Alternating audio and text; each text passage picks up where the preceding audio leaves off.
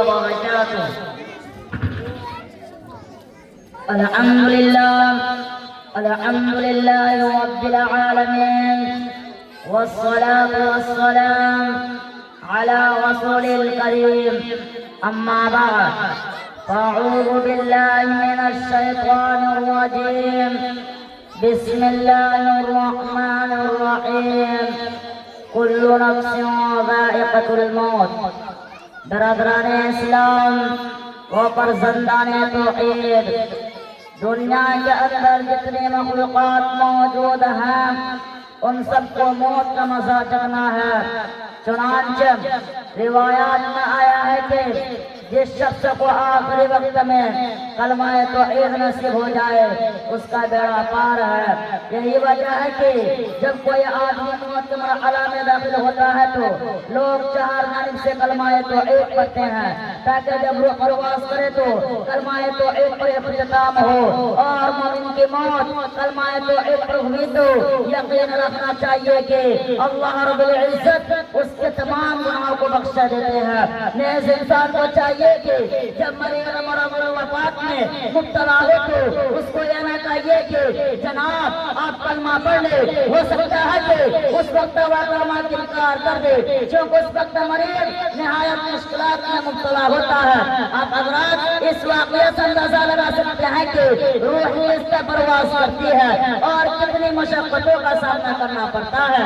چنانچہ حضرت مریم علیہ السلام نے اپنے لقبے کے دروان حضرت عیسیٰ علیہ السلام کو عمرہ لیا اور پہاڑ پر تشریف لے گئے اور آپ یہاں پورے دن روزہ رکھا کرتی تھی اور رات کو عبادت الہی میں مصروف رہتی تھی. اور حضرت عیسیٰ علیہ السلام جنگلات سے پتے چن کر لایا کرتے تھے تاکہ والد محترمہ روزہ افطار کر سکے. چنانچہ ایک وقت ایسا آیا کہ حضرت عیسیٰ علیہ السلام اس پہ معمول جنگل کی طرف تشریف لے گئے اور پتے لے کر واپس تشریف لائے تو اپنے والدہ محترمہ کو دیکھا کہ آرام فرما رہی ہے. اس حالت میں ان کو نیند سے بیدار نہیں کیا.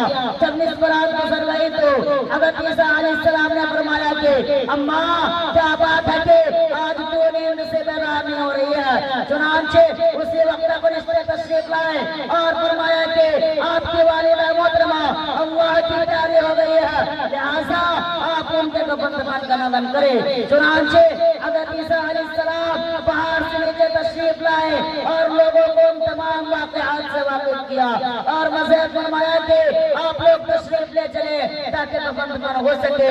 لیکن ان لوگوں نے انکار کیا اور کہا کہ ہم لوگ نہیں جا سکتے جو کچھ پہاڑ پر بڑے بڑے زہریلے جانور رہتے ہیں. چنانچہ حضرت عیسیٰ علیہ السلام والدہ محترمہ حضرت مریم علیہ السلام کی میت کے پاس تشریف لائے تو کہتے ہیں کہ صلاۃ جنازہ تیار ہے اور یہ میت میں فرشتے تشریف فرما ہے لہذا حضرت مریم علیہ السلام کو دفن کیا گیا. چنانچہ فوراً قبر سے آواز آئی کہ بیٹا آخری وقت ہے اب میں قیامت میں ملوں گی. اس کے بعد حضرت عیسیٰ علیہ السلام نے فرمایا کہ اماں موت کا مزہ کیسا ہے. دوسری مرتبہ قبر سے آواز آئی کہ بیٹا موت کا مزہ ایسا ہے کہ اگر تمام مٹھائیاں میرے منہ میں ڈال دو گے پھر بھی موت کی طرف میرے منہ سے نہیں جا سکتی. اور فرمائیے کہ موت کی اذیت کس قدر شدید اور ناقابل برداشت ہے. میرے دوستو اسی لیے کہا گیا کہ انسان کو چاہیے کہ جب کوئی جانورے میں گرفتار ہو تو حاضرین کلمہ پڑھے تاکہ لوگوں کی آواز کو سن کر مریض کی زبان میں بھی کلمہ توحید جاری ہو جائے. اور اگر ان کے کلمات کو دیر بے آدمی سن لے تو بروز قیامت شہادت دیں گے کہ یا اللہ اس نے وفات کی وقت کلمہ توحید کا مجھے کیا تھا. یہی نہیں بلکہ ہر ایک انسان کی حفاظت کے لیے تقریباً 5 فرشتے ہیں وہ بھی قیامت میں گواہی دیں گے کہ یا ارحم الراحمین اس نے آخری وقت میں بھی تراجر لے کیا تھا.